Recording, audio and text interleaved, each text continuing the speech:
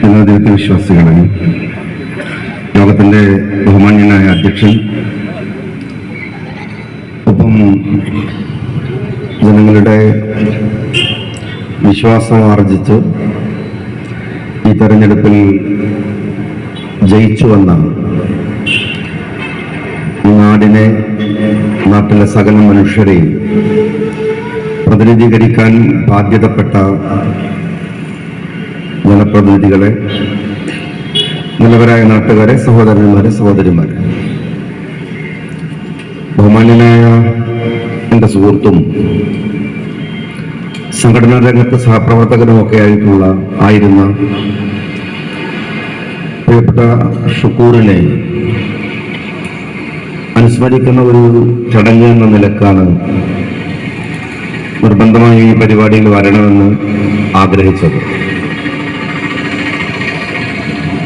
ചെറിയ പ്രായത്തിൽ തന്നെ, നേരത്തെ സ്വാഗത പ്രസംഗത്തിൽ പറഞ്ഞ പോലെ,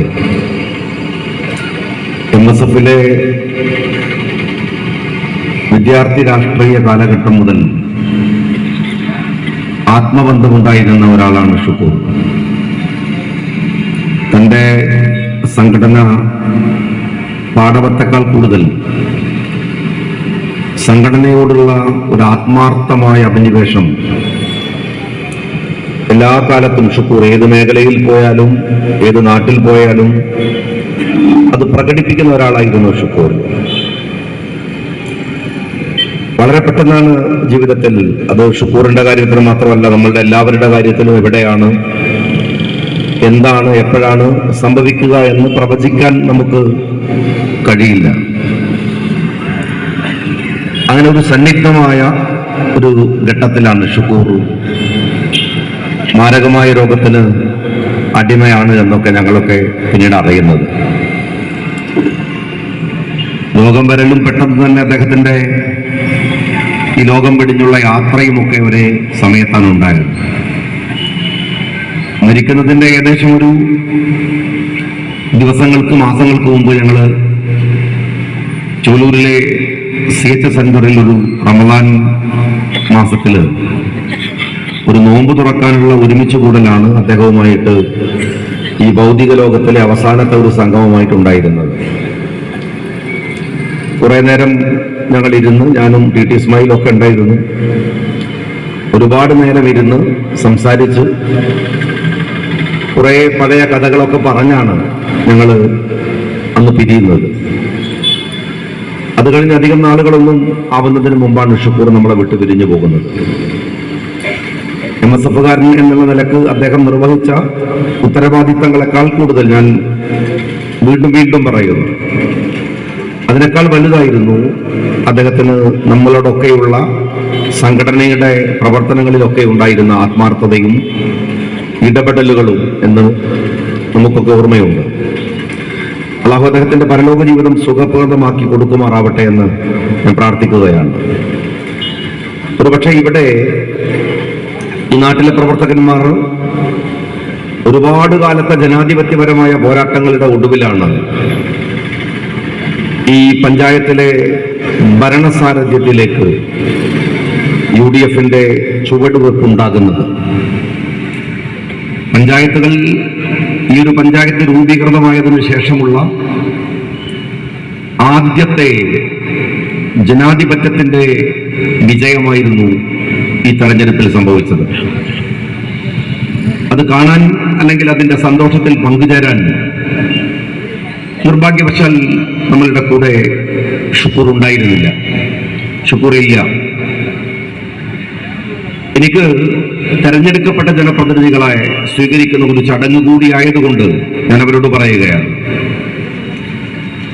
തെരഞ്ഞെടുക്കപ്പെടുക എന്നത് ജനങ്ങൾ നമ്മളിൽ അർപ്പിച്ച ഒരു വിശ്വാസത്തിനുള്ള അംഗീകാരമാണ്. അതേതെങ്കിലും ഒരു വ്യക്തിഗത വിജയമല്ല, അത് പ്രസ്ഥാനത്തിന്റെ വിജയമാണ്, കൂട്ടായ്മയുടെ വിജയമാണ്, ജനാധിപത്യത്തിന്റെ വിജയമാണ്. ഇനിയുള്ള നാളുകൾ നിങ്ങൾക്ക് അധികാരം എന്ന് പറയുന്ന ഒരു കൺവീനിയൻസ് നിങ്ങളുടെ ചുറ്റും ഒരു വലയമായിട്ടുണ്ടാകും. അത്തരമൊരു കൺവീനിയൻസിനെ വേണ്ട വിധത്തിൽ ജനങ്ങൾക്ക് ഉപകാരപ്രദമായ വിധത്തിൽ ഉപയോഗിക്കാനാണ്, ആഘോഷിക്കുവാനല്ല ജനപ്രതിനിധികൾ ശ്രദ്ധിക്കേണ്ടത്. അധികാരം നമ്മളെ എപ്പോഴും ഭ്രമിപ്പിച്ചുകൊണ്ടിരിക്കും. അധികാരം നമ്മളെ എപ്പോഴും പലതരത്തിൽ സ്വാധീനിച്ചുകൊണ്ടിരിക്കും. അപ്പോഴും തിരിച്ചറിയേണ്ടത് നമുക്കുള്ള ബാധ്യതയാണ്. നിങ്ങളിൽ മഹാഭൂരിപക്ഷം വരുന്നവരും ദൈവനാമത്തിൽ സത്യപ്രതിജ്ഞ ചെയ്ത് അധികാരത്തിൽ വന്നവരാണ്.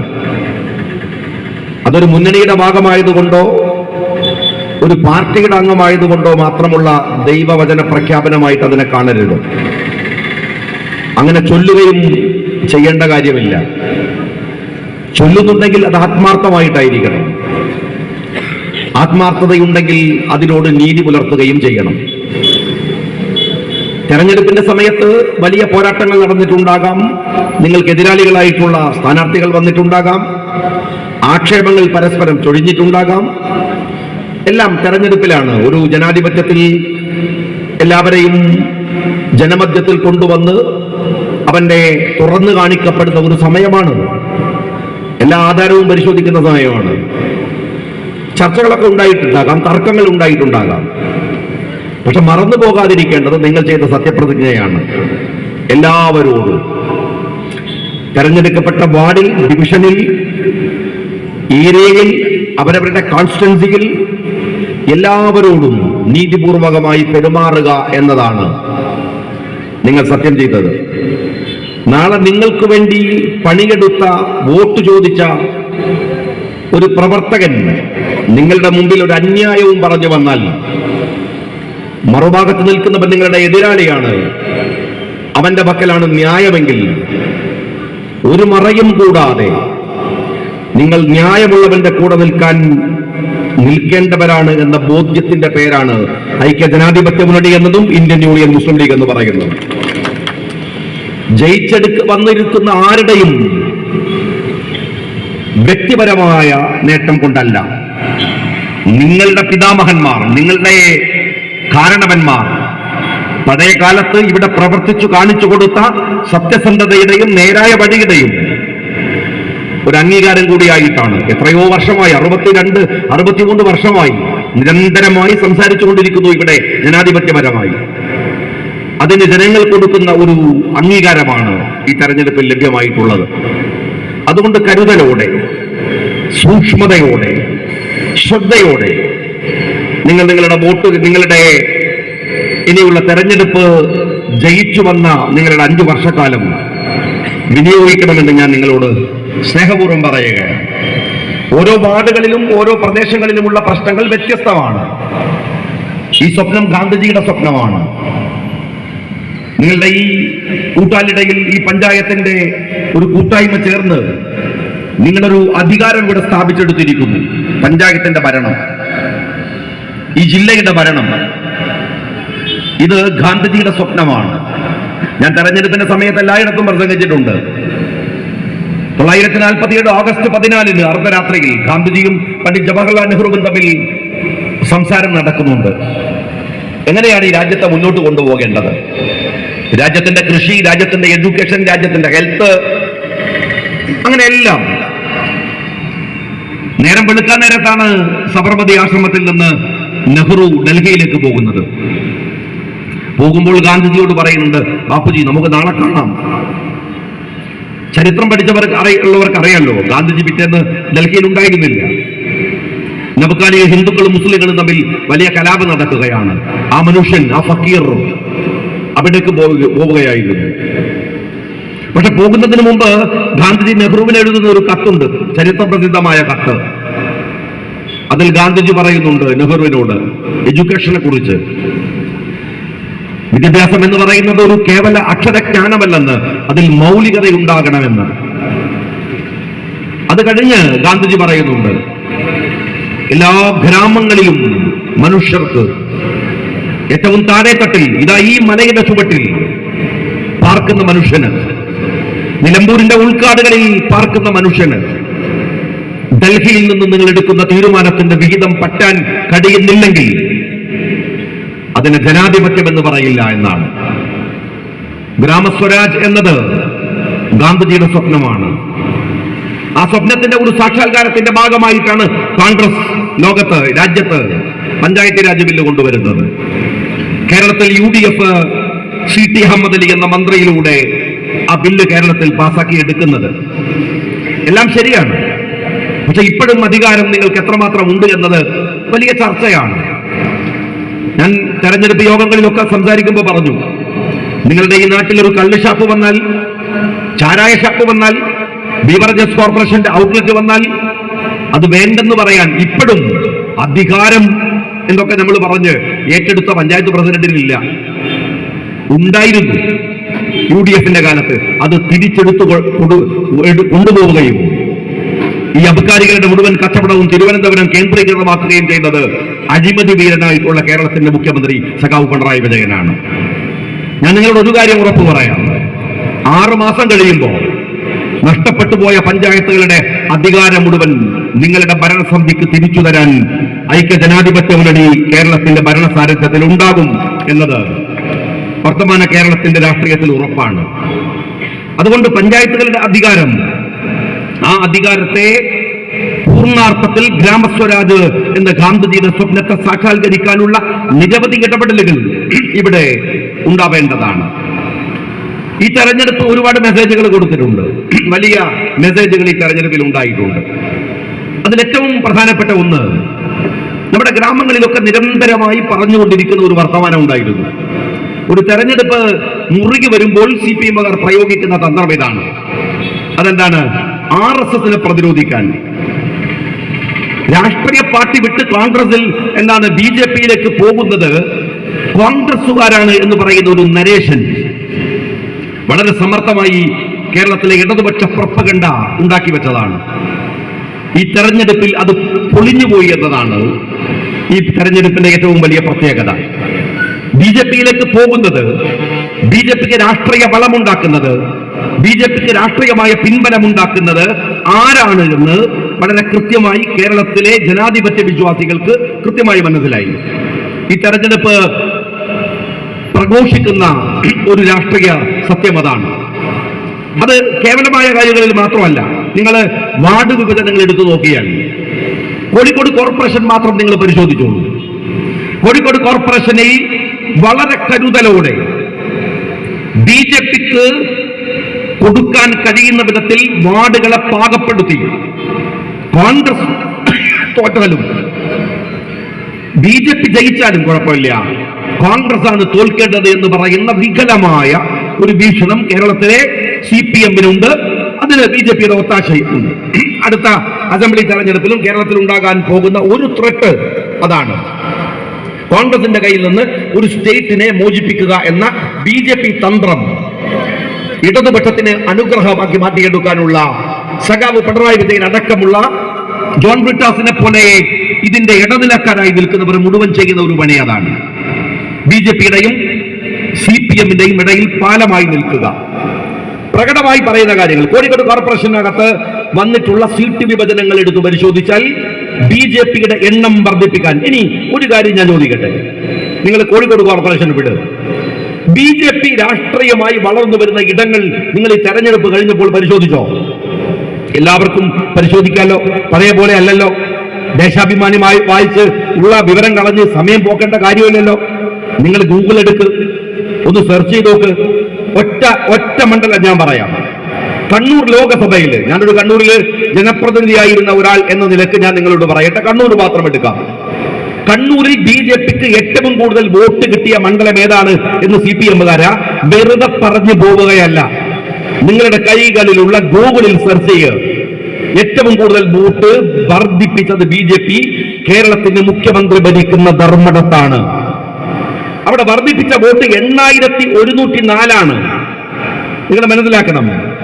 BJP ഒരു കോൺസ്റ്റിറ്റ്യുവൻസിയിൽ ഏറ്റവും കൂടുതൽ വോട്ടുകൾ വർദ്ധിപ്പിച്ചത് കേരളത്തിന്റെ മുഖ്യമന്ത്രി ഭരിക്കുന്ന ധർമ്മടത്തിലാണ്. തീരുന്നില്ല. BJP-യുടെ നിലവിലുള്ള വോട്ട് ഇരട്ടി വോട്ടാവുന്നത് കേരളത്തിന്റെ മുഖ്യമന്ത്രി വോട്ട് ചെയ്യുന്ന 161 ബൂത്താണ് ധർമ്മടത്തിലെ. ഇതെങ്ങനെയാ സംഭവിക്കുന്നത്? കണ്ണൂർ ജില്ലയിൽ ബി.ജെ.പിക്ക് രണ്ടാമത് ഏറ്റവും കൂടുതൽ വോട്ടുകൾ നേടിയത് CPM-ന്റെ സംസ്ഥാന സെക്രട്ടറി ഭരിക്കുന്ന അല്ലെങ്കിൽ MLA ആയ തളിപ്പറമ്പ് കോൺസ്റ്റിറ്റ്യുവൻസിയിലാണ്. MV ഗോവിന്ദന്റെ തളിപ്പറമ്പ് കോൺസ്റ്റിറ്റ്യുവൻസി. കണ്ണൂർ ജില്ലയിൽ ബി.ജെ.പിക്ക് മൂന്നാമത് ഏറ്റവും കൂടുതൽ വോട്ട് കിട്ടി എന്ന് പറയുന്നത് അല്ലെങ്കിൽ ഏറ്റവും കൂടുതൽ വോട്ടുകൾ വർദ്ധിപ്പിച്ചത് ശൈലജ ടീച്ചറുടെ മട്ടന്നൂരിലാണ്. ഞാൻ ജനപ്രതിനിധിയായിരുന്ന അഴീക്കോട് മണ്ഡലത്തിലാണ്. CPM-ന്റെ ഇടതുപക്ഷത്തിന്റെ കൺവീനർ EP ജയരാജന്റെ മണ്ഡലത്തിലാണ് ബി.ജെ.പിക്കാരൻ വോട്ട് വർദ്ധിപ്പിച്ചത്. ഈ രാഷ്ട്രീയത്തെ നിങ്ങൾ എങ്ങനെയാണ് നിരീക്ഷിക്കുന്നത്? വിശദാംശങ്ങളിലേക്ക് ഞാൻ കടന്നു പോവല്ല. എങ്ങനെയാണ് കഴിഞ്ഞ ഈ ഒരാഴ്ചയിൽ നിങ്ങൾ കണ്ടല്ലോ, റജി ലൂക്കോസ്. ആരാ റജി ലൂക്കോസ്? ഇടതുപക്ഷത്തിനു വേണ്ടി മീഡിയകളിൽ വലിയ വാഗ്വാദങ്ങൾ ഉയർത്തിയിരുന്ന ഒരാൾ, എതിരാളികളെ ഏറ്റവും മോശമായി ആക്രമിച്ച് ബി.ജെ.പിക്ക് വേണ്ടി ഏറ്റവും ശക്തമായി സംസാരിച്ച റജി ലൂക്കോസ് ഇപ്പോഴെവിടെയാണ്? അദ്ദേഹം കാവ്യൊക്കെ പുതച്ചിട്ട് ബി.ജെ.പിയുടെ സംസ്ഥാന പ്രസിഡന്റിന്റെ അടുത്തിരിക്കുന്ന ഫോട്ടോ നിങ്ങൾ കണ്ടല്ലോ. 2 ദിവസം മുമ്പ് അദ്ദേഹം അവിടെ ഇരിക്കുന്നതിന് 2 ദിവസം മുമ്പ് ചാനലിൽ അയാൾ ഉഗ്രമായി സംസാരിച്ചത് CPM-ന് വേണ്ടിയാണ്. ഞാൻ ഇവിടെ ഇരിക്കുന്ന CPM സുഹൃത്തുക്കളോട് ചോദിക്കട്ടെ, എന്തുകൊണ്ടാണ് റജി ലൂക്കോസ് അങ്ങനെ പോയത് എന്ന് നിങ്ങൾ ചിന്തിച്ചിട്ടുണ്ടോ? റജി ലൂക്കോസിന്റെ ഒറ്റ പ്രശ്നമേ ഉള്ളൂ. എന്തിനാണ് ബി.ജെ.പി CPM-നകത്തിരുന്ന് ഒരു അർദ്ധ ബി.ജെ.പി ആയി നിൽക്കുന്നത്? എന്തിനാണ് CPM-ന്റെ ചുവന്ന കൊടി പിടിച്ച് ഞാൻ കാവ്യക്ക് വേണ്ടി സംസാരിക്കുന്നത്? അത് നേരത്തെ അങ്ങ് ചെയ്താൽ പോരെ? അത് നേരെ ബി.ജെ.പിയിൽ പോയി ചെയ്താൽ പോരെ? CPM-നകത്തിരുന്നൊരു അർദ്ധ ബി.ജെ.പി ആവുന്നതിനേക്കാൾ നല്ലത് യഥാർത്ഥ ബി.ജെ.പിയിൽ പോയി ഒരു ഫുൾ ബി.ജെ.പി ആവുന്നതല്ലേ? റജി ലൂക്കോസിന്റെ ന്യായം വ്യക്തമാണ്. ഇന്നലെ CPM-ന്റെ ഞാൻ നിയമസഭയിൽ ഉണ്ടായിരുന്നപ്പോ ഞങ്ങളുടെ കൂടെ MLA ആയിരുന്ന ഒരാൾ രാജേന്ദ്രൻ CPM-ലേക്ക് പോയോ? ബി.ജെ.പിയിലേക്ക് പോയോ? അദ്ദേഹത്തിന്റെ നിയമസഭാ രേഖകൾ നിങ്ങൾ പരിശോധിച്ചു നോക്ക്. CPM-ന് വേണ്ടി അയാൾ നടത്തിയ പ്രസംഗങ്ങൾ, ഒരുപാട് പ്രസംഗങ്ങൾ കേരള നിയമസഭയിലുണ്ട്. തമിഴ് ചുവയോടുകൂടിയാണ് ആ മനുഷ്യൻ നിയമസഭയിൽ സംസാരിക്കുക. അയാൾ ബി.ജെ.പിയിലേക്ക് പോയി. സഖാക്കളെ, നിങ്ങൾ മനസ്സിലാക്കേണ്ട ഒരു കാര്യമുണ്ട്. സഖാവ് പിണറായി വിജയൻ ആരോഗ്യമന്ത്രി പറഞ്ഞല്ലോ, അദ്ദേഹം ഇതിന്റെ കപ്പിത്താനാണ്. ശരിയാണ്, കപ്പിത്താനാണ്. നിങ്ങൾ അറിയാതെ ഈ കപ്പിത്താൻ ഈ കപ്പൽ കൊണ്ടുപോകുന്നത് RSSന്റെ തീരത്തേക്കാണ്. പറ്റാവുന്നവരൊക്കെ ചാടി രക്ഷപ്പെടാൻ ഇപ്പോ നോക്കിക്കോ, അല്ലെങ്കിൽ അവിടെ എത്തിയാൽ അവർ RSSലേക്ക് പോകും. നേർക്കുനേരെ ഈ കപ്പിത്താൻ RSSന്റെ തീരത്തേക്ക് അടുപ്പിക്കാൻ നോക്കുകയാണ്. റജി ലൂക്കോസിന് മനസ്സിലായി.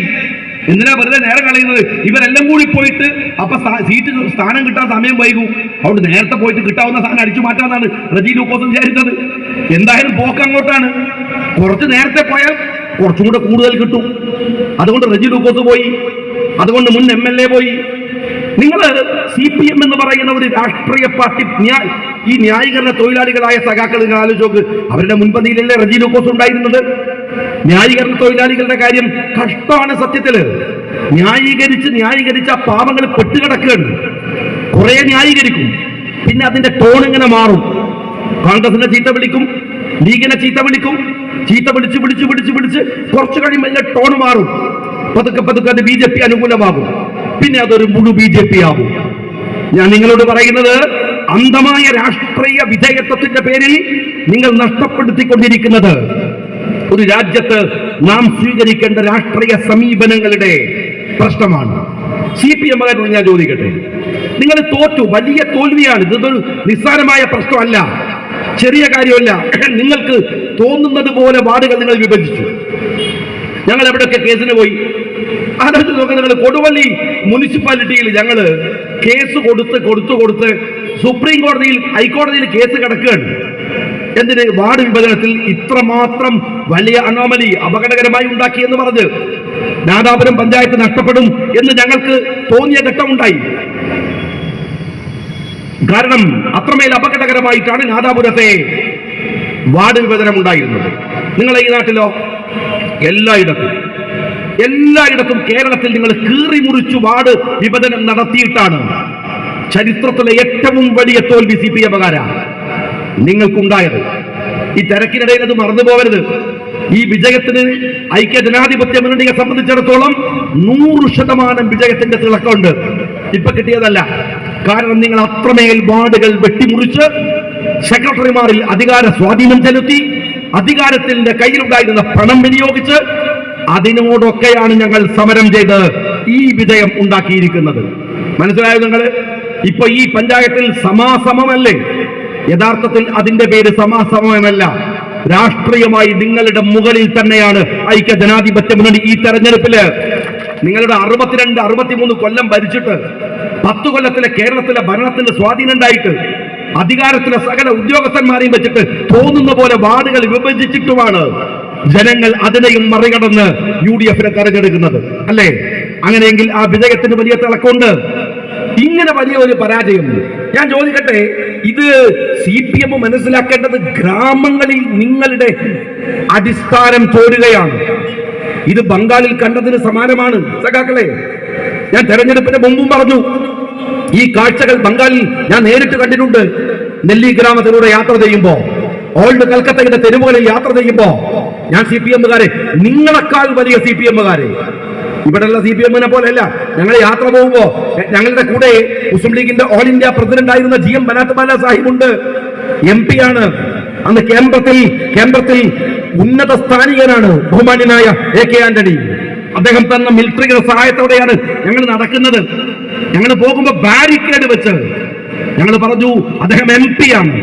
എന്നിട്ട് പോലും നടക്കാൻ അനുവദിക്കാത്ത CPM-കാർ കരം വാങ്ങിയിട്ടുണ്ട്. അത് കഴിഞ്ഞ് മാസങ്ങൾ കഴിയുമ്പോഴേക്കാണ് ജനങ്ങൾ പട്ടിയെ ഓടിക്കുന്നത് പോലെ ബംഗാൾ രാഷ്ട്രീയത്തിൽ നിന്ന് CPM-കാരാ നിന്നെ ഓടിച്ചു വിട്ടത്. അതുകൊണ്ട് നിങ്ങൾ ഇപ്പൊ കാണിക്കുന്ന പോക്കിരിത്തരം ഉണ്ടല്ലോ, ഇപ്പോഴും ബാക്കി കയ്യിൽ വെക്കുന്ന കൊടുവാളൊക്കെ ഉണ്ടല്ലോ, അതൊക്കെ ജനങ്ങൾ വലിച്ചെറിയാൻ അധികമൊന്നും സമയം വേണ്ടി വരില്ല. ആ കൽക്കത്തയിൽ കണ്ടതിന് സമാനമായ ഒരു ദുരവസ്ഥ, കണ്ണുകൊണ്ട് കണ്ടതിന് സമാനമായ ദുരവസ്ഥ നിങ്ങളിപ്പോൾ അഭിമുഖീകരിക്കുന്നുണ്ട്. ഇതിപ്പോ ചെയ്യുന്നത് ദ്രവിച്ചു തീരുകയാണ്. അങ്ങനെ തന്നെ പുഴുത്തില്ലാതാവുകയാണ്.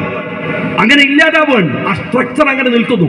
നിങ്ങൾ കാണുമ്പോൾ ഒരു സിസ്റ്റം ഉണ്ട്, പാർട്ടി ഓഫീസ് ഉണ്ട്, AKG സെന്റർ ഉണ്ട്, അധികാരമുണ്ട്, ഇതിനൊക്കെ കാവൽ നിൽക്കുന്ന പിണറായി വിജയനുണ്ട് എന്നല്ലേ വിചാരിക്കുന്നത്?